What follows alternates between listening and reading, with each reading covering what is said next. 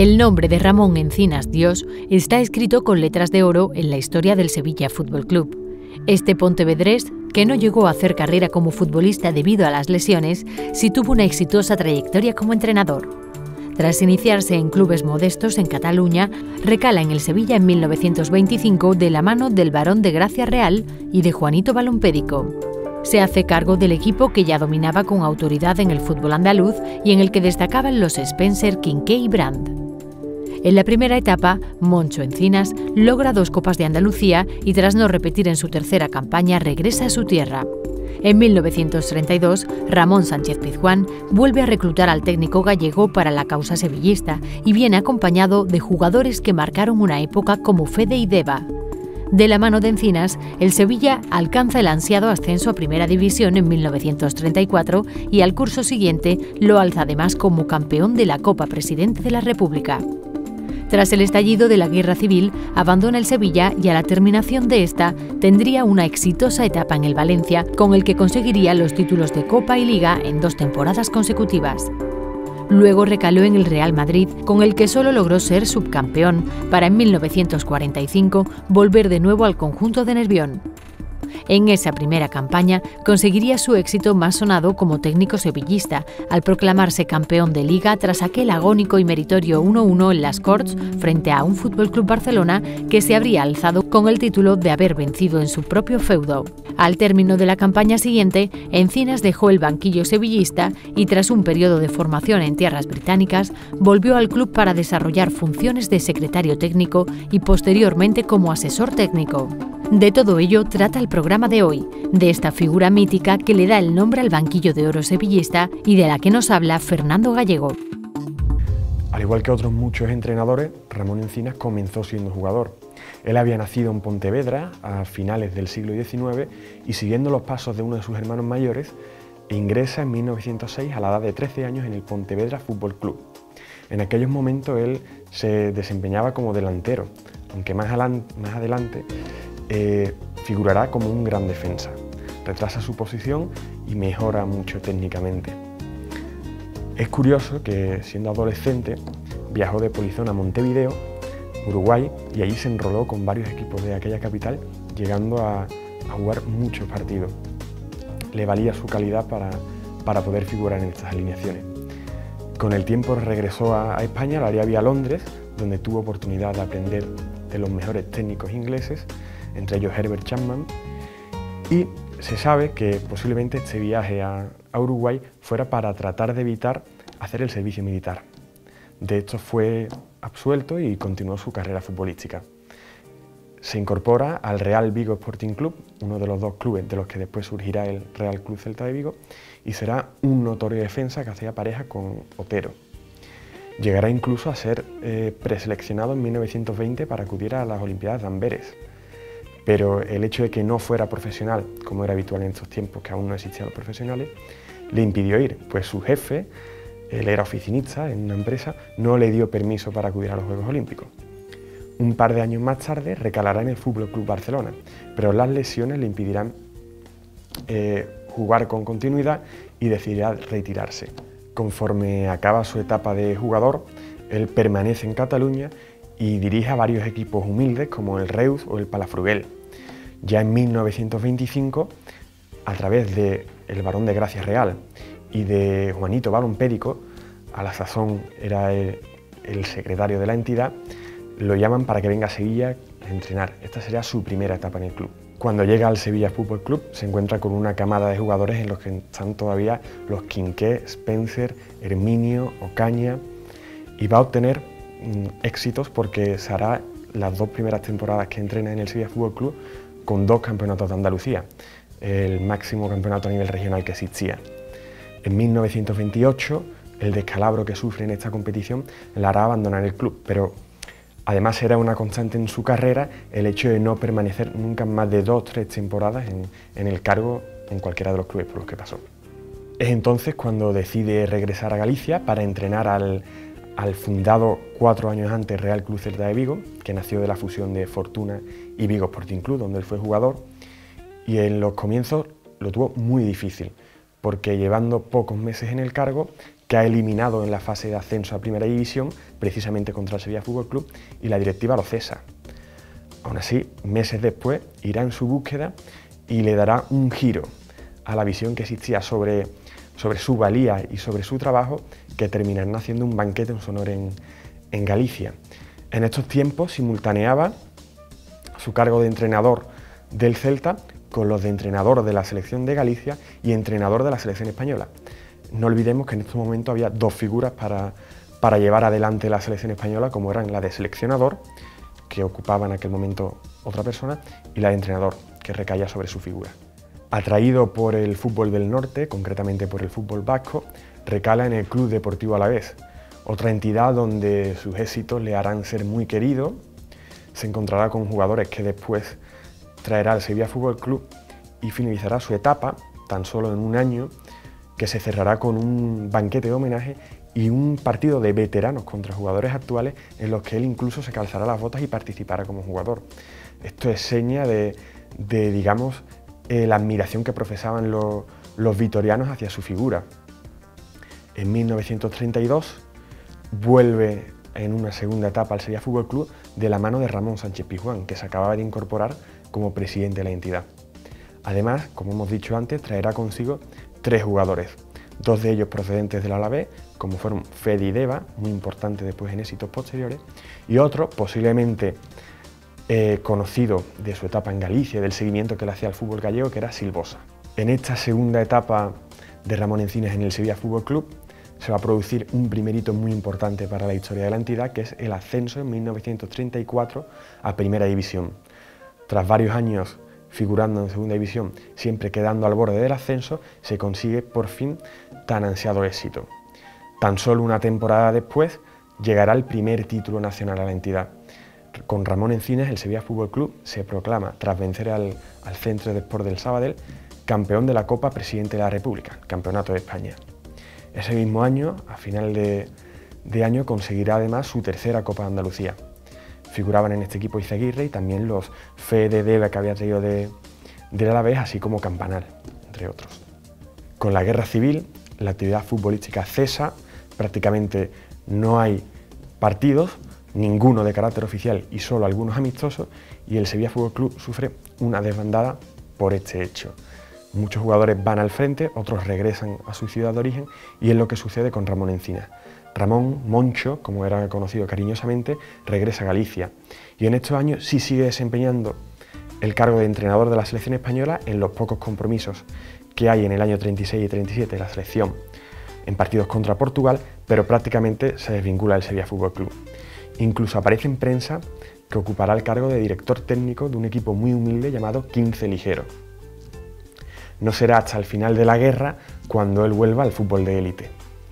Es en ese momento en el que recala en el Valencia Club de Fútbol, que le ofrece retos, digamos, más importantes que aquel pequeño club humilde en el que era director técnico, y con el Valencia va a conseguir también grandes triunfos.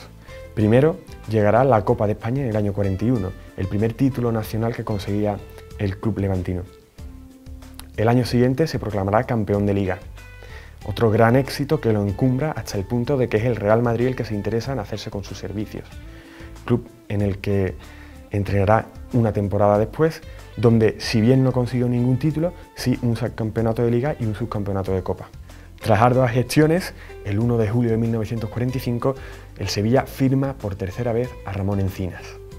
Ramón Encinas, en este caso ya con el Marqués de Contadero en la presidencia, se hace cargo de un club que en aquel momento cuenta con jugadores que a día de hoy están encumbrados porque son, digamos, leyendas de la entidad, pero que por entonces eran muchachos muy jóvenes. El caso de Arza, Herrera, Campos, eran muchachos de apenas 22, 23 años que terminarán consiguiendo el primer campeonato y hasta ahora único de Liga del Sevilla Fútbol Club. El mayor éxito a nivel nacional que ha conseguido la entidad, que vino obviamente de la mano de Ramón Encinas, un entrenador vanguardista para su momento, que utilizaba técnicas que quizás no estaban tan vistos en el fútbol de la época, que estudiaba a los rivales, algo que a día de hoy nos parece absolutamente normal, pero que en aquel momento era de los pocos que lo hacían. Y apostó por un fútbol muy rápido, de pases siempre hacia adelante, directo, agresivo después en defensa, y le valió eso pues un título liguero. Marchará a final de la temporada siguiente a Londres para seguir su estudio de la técnica y táctica del fútbol, y ahí acabará su vinculación con el Sevilla Fútbol Club en calidad de entrenador. Tras regresar de Londres, abandonará el cargo de entrenador, pero seguirá vinculado al club como director técnico, un puesto que viene a ser el equivalente a día de hoy de director deportivo. Básicamente su función era la de reclutar y fichar jugadores de otros clubes, así como la de ser enlace entre la plantilla, la directiva y el entrenador, que en ese caso era Patricio Caicedo. Con Patricio Caicedo, su primera temporada como entrenador, así como la primera de Ramón Encinas como director técnico, el Sevilla conseguirá su tercer campeonato de España, el del año 1948 frente al Real Club Celta de Vigo. Ocupará estas funciones de director técnico hasta el año 55, en el que nuevamente volverá a abandonar el club. Cerrará su vinculación la temporada 1958 y 1959, en la que figurará como asesor. El balón que nos ha acompañado durante la entrevista, el balón que aquí tenemos, fue donado por la familia de Ramón Encinas Dios, y es que procede, es un original, un auténtico, de 1985, de la final de la Copa Presidente de la República, el Campeonato de España, el primer título nacional del club. Lo vemos tan deteriorado porque su familia, sus familiares, sobrinos, nietos, etcétera, lo usaron para jugar en la calle. Era una reliquia, pero que ellos lo vieron como una oportunidad para poder echar unos buenos ratos con sus amigos. Así ha llegado hasta nuestros días y es una de las joyas que conserva el Sevilla Fútbol Club.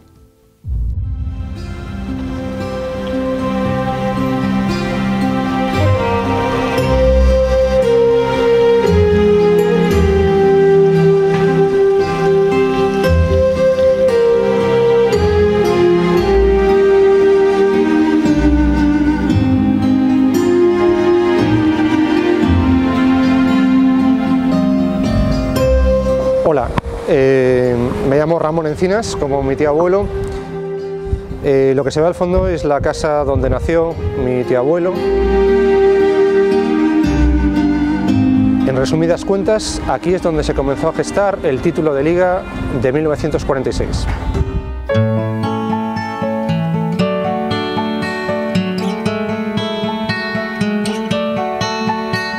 Era un hombre muy simpático, muy agradable y que todos se encariñaban con él, empezando por los jugadores de fútbol. Yo veía cómo los trataba, todos los cogía, tenía sus cesos, les resolvía las papeletas, los atendía como si fuese un padre. Era popular, era campechano, entraba en todos los bares. Yo que estuve algunas veces a visitarlo en Sevilla, íbamos a un bar que solía él, y allí llegaba el dueño y todo. Don Ramón, el otro día no vino, pues le gustaba hablar y hablaba con todo el mundo. Y era un hombre tal, porque era un hombre humano.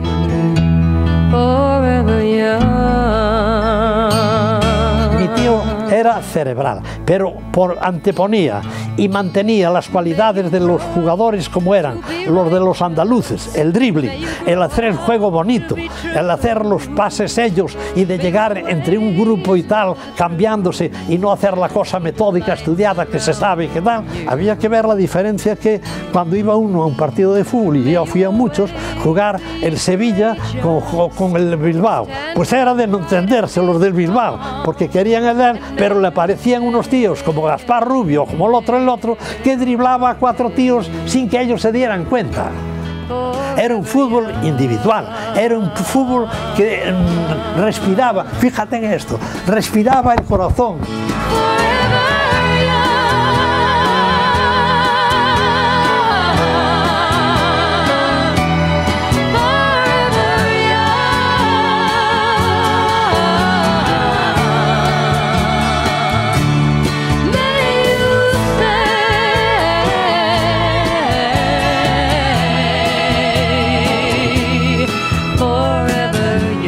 Pues mire, resulta que es reconocer que hay una serie de personas que los que lo conocieron, y que de los que lo conocieron muchos murieron, que eran los más asiduos en él. Sin embargo, queda un fermento de otros que tienen y tuvieron contacto y recuerdan por las obras que se hicieron, porque intervenían y participaban unos grupos reducidos.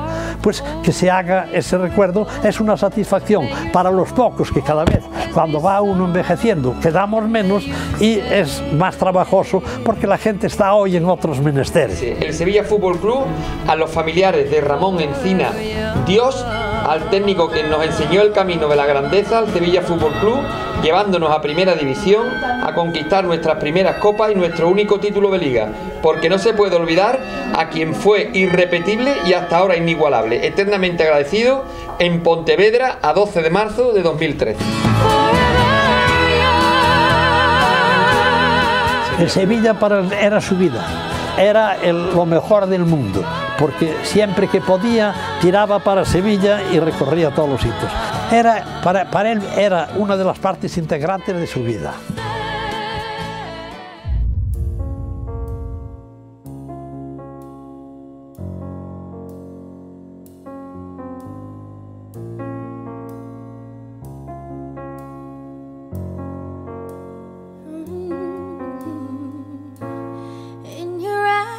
There's a heavy blue, one to love and one to lose. Sweet divide, a heavy truth, water or wine, don't make me choose. I wanna feel the way that we did that summer night,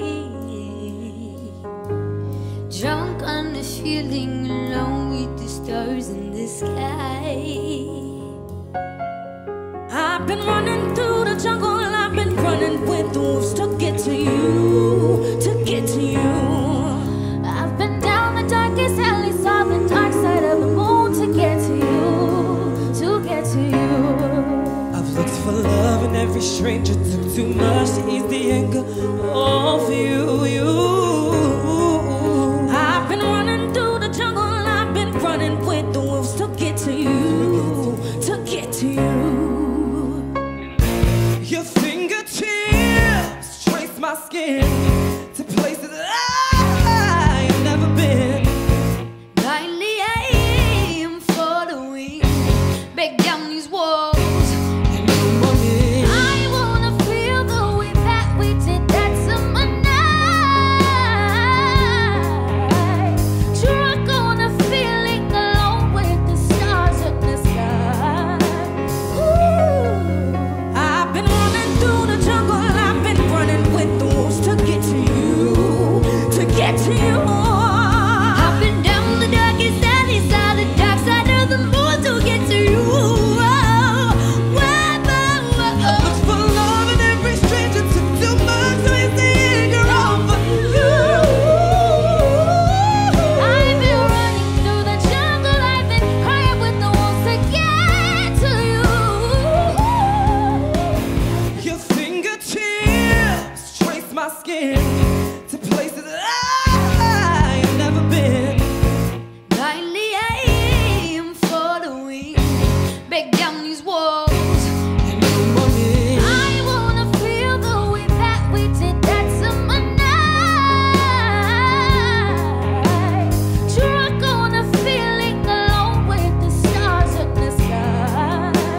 Ooh. I've been running through the jungle, I've been running with the wolves to get to you, to get to you. I've been down the darkest alley, saw the dark side of the moon to get to you. Looked for love in every stranger, took too much to ease the anger of you. I've been running through the jungle, I've been crying with the wolves to get to you. I've been running through the jungle, I've been running with the wolves to get to you, to get to you. I've been down the darkest alley, saw the dark side of the moon to get to you.